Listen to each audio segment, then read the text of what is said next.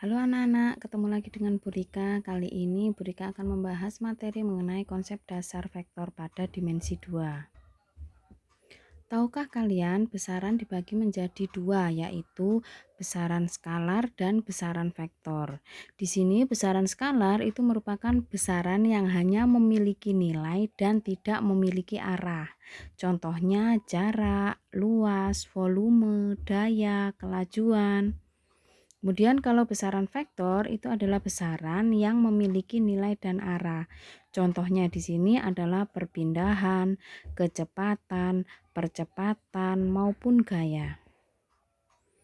Untuk lebih jelasnya perbedaan mengenai bagaimana kita menyelesaikan secara besaran skalar maupun besaran vektor, kita mencoba menyelesaikan permasalahan berikut ini. Di sini diberikan berapa jarak tempuh dari posisi A ke posisi C dengan melalui B serta berapa perpindahannya. Jadi di sini kita diminta untuk mencari jarak dan mencari perpindahan. Untuk jarak ini disebut besaran skalar, sedangkan perpindahan tadi disebut besaran vektor yang arahnya harus diperhatikan. Contoh misalkan ilustrasi ini sama ibu digambarkan seperti ini. Di sini ada anak yang berjalan dari posisi A, kemudian melalui B akan ke posisi C. Jadi dari A ke B ini sebanyak 10 langkah. Kemudian dari B ke C sebanyak 4 langkah. Nah, di sini cara penyelesaiannya kalau menggunakan jarak tempuh dari A ke B sejauh 10 langkah akan dituliskan AB sama dengan 10 dan jarak tempuh dari B ke C sejauh 4 langkah akan dituliskan BC sama dengan 4. Jadi jarak tempuh dari A ke C dengan melalui B dapat dituliskan AB sama dengan 10, BC sama dengan 4. Jadi dijumlahkan 10 ditambah 4 sama dengan 14 langkah. Untuk penyelesaian secara besaran vektor perpindahan yaitu dengan cara perpindahan dari A ke B sejauh 10 langkah dituliskan dengan AB sama dengan 10, perpindahan dari B ke C sejauh 4 langkah dengan arah yang berbeda maka dituliskan dengan BC sama dengan negatif 4. Jadi perpindahan dari A ke C dengan melalui B dengan cara perpindahan dapat dituliskan dengan AB sama dengan 10 ditambah dengan negatif 4 sehingga diperoleh 6 langkah. Dari masalah yang sama dengan cara penyelesaian besaran yang berbeda maka didapat hasil yang berbeda. Dari paparan materi pendahulu tadi, anak-anak sudah jelas ya. Mari kita menuju materi yang berikutnya. Materi intinya adalah nanti kita akan membahas mengenai komponen vektor, vektor posisi suatu titik, menentukan suatu vektor jika diketahui koordinat titik pangkal dan ujungnya. Untuk materi berikutnya kita menggunakan penulisan komponen vektor. Misalkan di sini ada permasalahan Ibu Lani akan berangkat ke tempat kerja di pabrik gula dengan mengendarai motor. Jarak dari rumah ke tikungan antara Gang Kenanga dengan Gang Malabar sejauh 6 km. Sedangkan jarak dari tikungan tersebut ke pabrik gula sejauh 4 km. Tuliskan bentuk vektor dari rumah Ibu Lani ke pabrik gula dengan melalui tikungan antara Gang Kenanga dengan Gang Malabar dalam bentuk vektor kolom, vektor baris, dan vektor basis. Penyelesaiannya seperti ini. Yang pertama, kita harus memperhatikan proses penyelesaian dari masalah penulisan komponen vektor, harus memperhatikan arah jarak seperti pada koordinat kartesius. Jadi ada catatan penting, harus penulisan komponen vektor harus memperhatikan arah gerak pada koordinat kartesius. Ini yang perlu diperhatikan. Kemudian coba kita tuliskan, kita gambarkan untuk masalah Ibu Lani berangkat ke tempat kerjanya. Misal saja di sini ada rumah Ibu Lani. Dimisalkan dengan titik P. Kemudian di sini ada Gang Kenanga. Gang Kenanga di sini jaraknya 6 kilo. Tikungannya disebut titik Q. Kemudian di sini ada Gang Malabar sejauh 4 kilo. Nah, di sini ada pabrik gulanya. Pabrik gula di sini. Nah, pabrik gulanya di sini disebut titik R. Nah, begini. Jadi, dari rumah Ibu Lani, dari titik P, kemudian ke tikungan Q, dan ke pabrik gula R. Di sini penulisan komponennya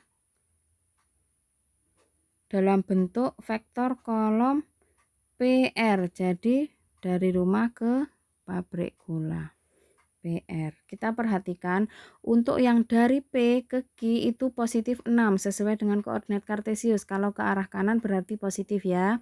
Kemudian untuk yang vektor Q ke R karena ke arah atas maka juga ditulisnya positif. Jadi di sini untuk penulisan vektor kolom PR dapat dituliskan positif 6 dan positif 4.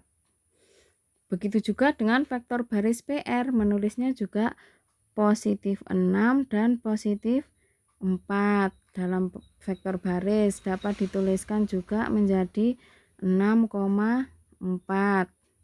Kalau vektor basis berarti ada vektor posisinya, yaitu 6 di sumbu X dan 4 di sumbu Y dengan huruf J kecil.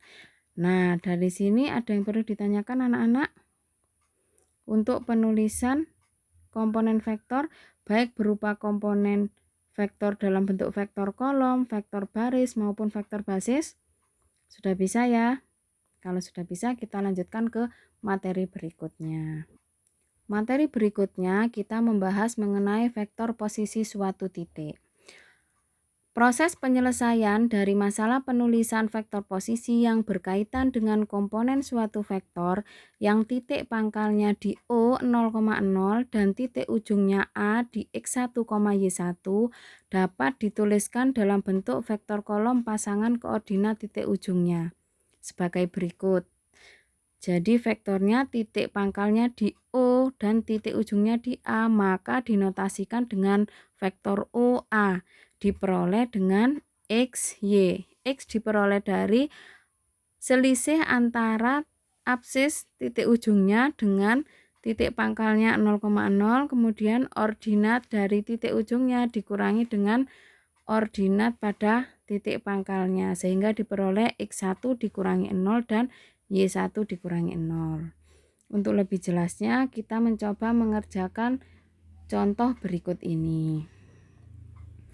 Misal untuk contoh nomor 1 terdapat titik A di 4,7, maka vektor posisi A adalah OA sama dengan 4 dikurangi 0, 7 juga dikurangi 0 karena di sini tetap titiknya 0, O ya, 0,0. Jadi tetap dikurangi 0. 4 dikurangi 0 sama dengan 4. 7 dikurangi 0 sama dengan 7, sehingga vektor posisi dari OA itu 4, 7. Nomor 2, misal terdapat titik B min 8,3, maka vektor posisi B adalah OB. Karena di sini titik pangkalnya juga O, kalau faktor posisi selalu posisinya terhadap 0,0 ya. Maka di sini OB sama dengan min 8 dikurangi 0, 3 juga dikurangi 0, hasilnya menjadi negatif 8 dan 3 gini. Nah, untuk yang contoh nomor 3 juga sama. Jika koordinat titik C diketahui negatif 2020, 2021, maka vektor posisi titik C langsung bisa dituliskan dengan menuliskan pasangan koordinatnya secara vektor kolom. Seperti ini. Ada yang perlu ditanyakan anak-anak? Sudah bisa ya? Sudah jelas? Baiklah, kita lanjutkan ke materi berikutnya. Untuk materi terakhir pada pertemuan kali ini yaitu menentukan suatu vektor jika diketahui koordinat titik pangkalnya di XA, YA dan titik ujungnya di XB, YB. Dapat diselesaikan dengan cara seperti berikut. XB dikurangi XA, YB dikurangi YA. Contohnya misalkan diketahui titik A-nya 2,3 dan titik B-nya di 8,5. Tentukan vektor AB. Vektor AB sama dengan pasangan B dulu ya, berarti 8 dikurangi 2, yang B 5 dikurangi 3 untuk punya A. Sehingga didapat 8 dikurangi 2 sama dengan 6 dan 5 dikurangi 3 sama dengan 2. Jadi vektor AB itu 6, 2. Ada yang perlu ditanyakan? Nah, baiklah, sudah selesai untuk pertemuan kali ini. Kita akan ketemu lagi di materi berikutnya. Sampai ketemu di materi berikutnya.